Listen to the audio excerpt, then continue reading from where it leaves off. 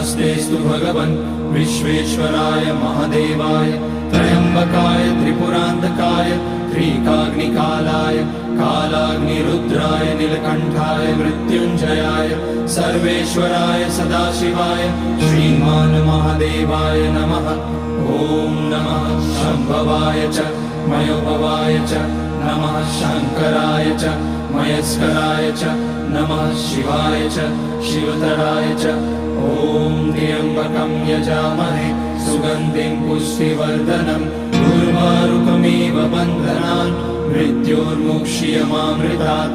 नागेन्द्रहाराय त्रिलोचनाय भस्माकराय महेश्वराय नित्याय शुद्धाय दिगम्बराय तस्मै नकाराय नमः शिवाय। मन्दाकिनी सलिलचन्दन चर्चिताय नन्दीश्वर प्रमथनाथ